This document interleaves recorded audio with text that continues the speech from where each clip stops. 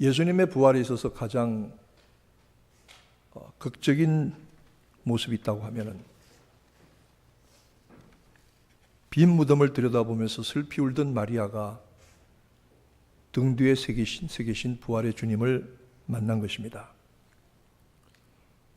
마리아는 주님의 부활의 날 아침에 그 무덤이 비어 있는지도 모르고 다른 여자들과 함께 어떻게 하든 예수님의 시신에 기름이라도 한 방울 발라드릴 수 있을까?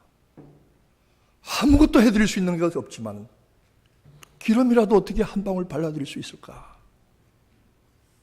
하고 찾아갔습니다. 그런데 무덤이 비어 있습니다. 예수님의 시신이 그 자리에 없습니다. 마리아가 겪었던 충격과 놀라움은 이루 말할 수 없었을 것입니다. 그는 다시 제자들에게 와서 예수님의 무덤이 비어 있었다고 고했습니다. 놀랍고 당혹스럽고 어찌할 바를 몰라 달려가 제자들에게 예수님의 무덤에 비어 있다고 고했을 때에 베드로와 요한이 달려갔습니다. 마리아는 그 뒤를 따라서 올라갔다가 빈 무덤에 혼자 남았지요. 무덤을 들여다보고 울고 들여다보고 또 울고 들여다보고 또 울고 있는데 천사가 하나는 예수님의 머리가 있던 곳에 하나는 예수님의 발이 있던 곳에 각각 서 있고 누구를 찾느냐고 물었습니다. 우리 주님을 찾습니다. 혹시 당신들이 가져다 두었으면 내게 말해 주세요. 내가 그분을 모셔가겠습니다. 그리고 울고 있는데 예수님이 등 뒤에서 서 계셨습니다. 마리아는 저가 누구신지 알아보지 못했습니다. 그렇게 사랑하고 사모하고 간절히 보기를 구했던 주님인데 빈 무덤의 충격 눈물 때문에 알아보지 못했습니다. 동산직인 줄 알고 그의 시신이 어디 있냐고 물었습니다. 예수님이 마리아야 하고 그의 이름을 개인적으로 부르십니다. 마리아는 그 음성이 그토록 사랑하던 주님의 음성인 줄 알았습니다. 오늘 이 부활의 아침에 여러분 각 사람에게 찾아오셔서 아무개야 하고 부르시는 주님의 부활의 음성을 여러분 듣게 되시기를 축원합니다. 예수님의 부활은 그 증거가 비어있는 무덤입니다. 부활을 믿을 수도 상상할 수도 없었던 마리아는 그 시신을 누군가 훔쳐간 줄로 생각했는데 실제로 유대인들은 무덤을 지키던 군인들에게 뇌물을 주고 나가 소문 퍼뜨리기를 요구했습니다. 예수의 시체를 제자들이 훔쳐갔다 이 말입니다. 마태복음에 그 말씀이 기록이 되어 있어요. 저는 그때만 그런 줄 알았어요. 그런데 놀라운 것은 오늘날 유대인들의 문서에도 그렇게 되어 있어요. 오늘날도 그렇게 되어 있어요. 제가 깜짝 놀랐어요. 오늘날 유대인들의 그려보니까 예수의 시체는 예수의 제자들이 훔쳐갔다는 거예요. 2000년 동안 이 사람들이 거짓말을 믿고 있는 거예요. 거짓말도 자꾸 하면 참말처럼 되긴 하지만은 그러나 생각을 해보세요. 예수님의 십자가 밑에 다 도망갔던 겁쟁이들이 예수의 이름을 모른다고 거품을 물고 배신하여 부인하던 제자들이 가장 나이 어리고 철없는 요한 하나만 여자들과 함께 남아 있었는데 그 제자들이 특공대를 조직해서 그 강력한 군대의 힘을 제압하고 무기를 들고 가서 그들을 때려 눕힌 다음에 무덤 돌문을 깨뜨리고 예수님의 시신을 들쳐매고 나오면서 야 요한아 그 예수님의 머리에 쌌던 수건은 네가 잘 개켜두어라. 그래 알았어요. 요렇게 먼저 가세요. 나 여기 개켜두고 갈 테니까. 이론적으로 불가능한 일입니다. 예수님의 무덤은 비어 있었습니다. 비어 있는 이유는 한 가지입니다. 하나님의 능력으로 말미암아 예수가 부활하셨기 때문입니다. 이 사실을 믿으시면 아멘 하시기 바랍니다. 이것은 하나님 편에서 가장 큰 증거입니다. 제자들은 부활하신 주님을 만난 후에 저들의 성령의 은혜와 능력을 힘입었을 때 나가서 외쳤습니다. 담대하게 외쳤습니다. 이스라엘아 정령할지니 너희가 십자가에 못 박아 죽인 예수를 하나님이 다시 살리시고 그를 주와 그리스도가 되게 하셨다. 목숨을 걸고 외쳤습니다. 자기들이 훔쳐간 시체, 자기들이 조작한 예수의 부활 같으면 목숨을 걸었겠습니까? 하나님이 예수를 다시 살리셨고 그 증거가 빈무덤이며 그리고 제자들의 놀라운 변화인 것입니다.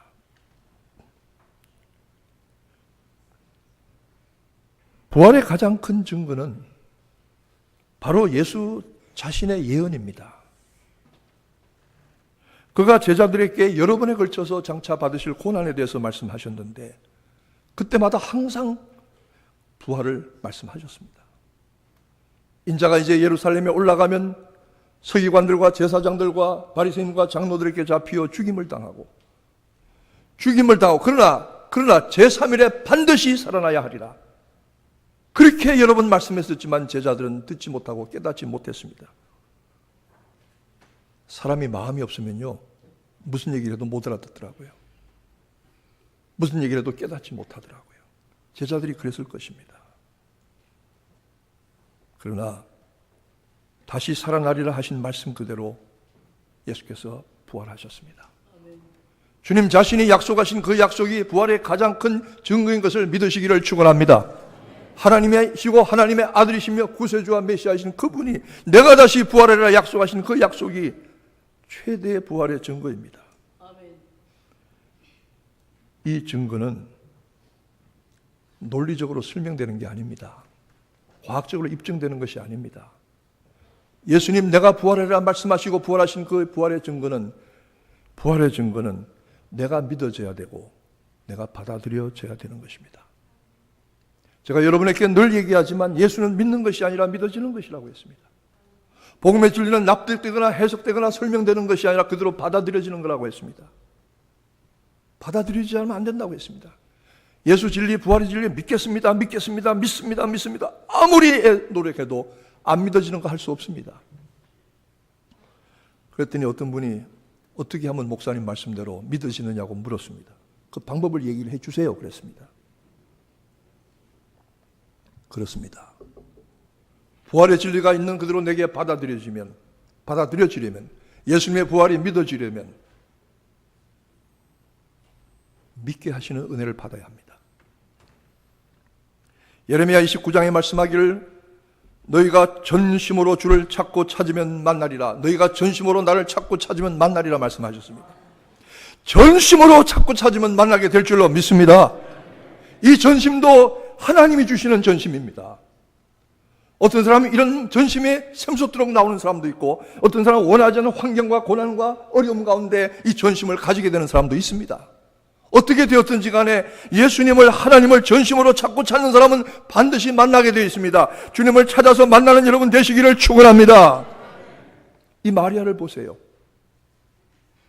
가난한 여자가, 전직 창녀가, 7 귀신 들렸던 연약한 여자가 예수님의 시체에 기름 한 방울이라도 발라드릴 수 있을까?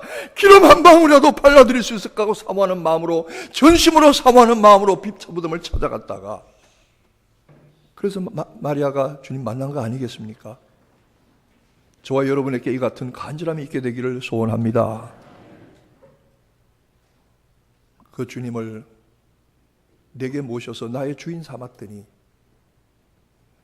그때부터 믿어지게 하시고 깨달아지게 하시고 진리를 그대로 받아들여지게 하십니다.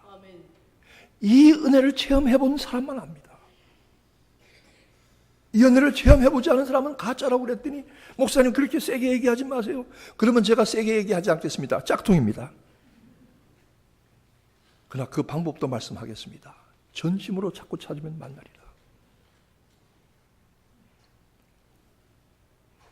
예수를 먼저 알고서 믿는 것이 아닙니다. 믿고 나서야 깨닫게 되는 겁니다. 제자들도 예수님의 은혜와 놀라신 부활의 능력을 온전히 믿게 될 때에 믿음이 생겼을 때 그 부활의 능력과 진실을 깨달았습니다.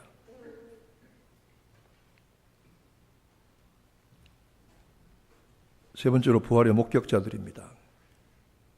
마리아가 전하여준 주님의 부활 소식을 들었던 제자들은 모두 다시 주님을 만났습니다.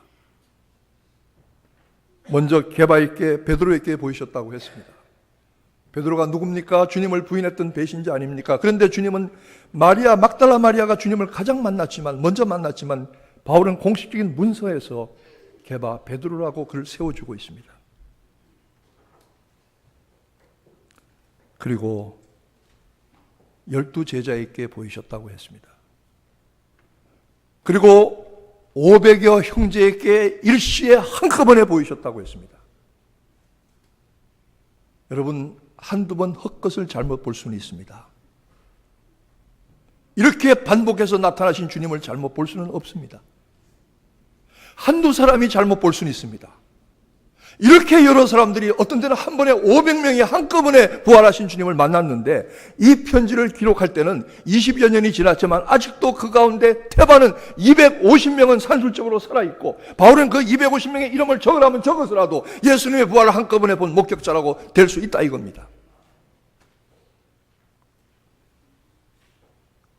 그리고 마지막에는 야고보에게 예수님의 육신의 형제, 형님을 믿지 않던 그 육신의 동생 야고보에게 나타나셔서 야고보는 부활하신 주님을 만난 후에 목숨을 걸고 예루살렘 교회 초대 담임 목사가 되었습니다. 그리고 마지막에는 만삭되어 나지 못한 나 같은 자에게까지 보이셨느니라. 어쩌자고 주님 나 같은 자에게까지 보여주십니까? 나타나십니까?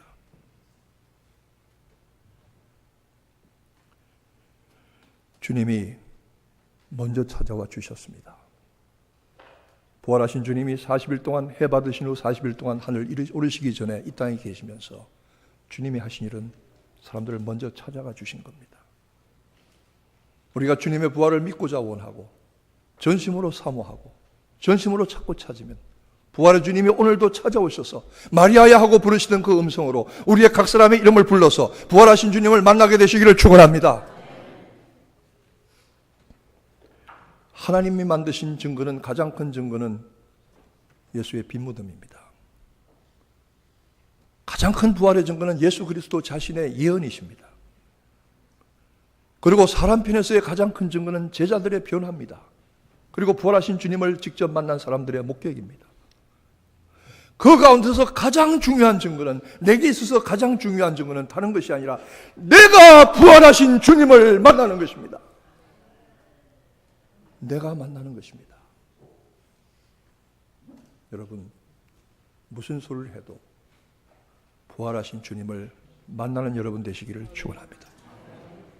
그 주님이 여러분의 삶에, 여러분의 영혼에 함께 하시기를 축원합니다. 기도하겠습니다.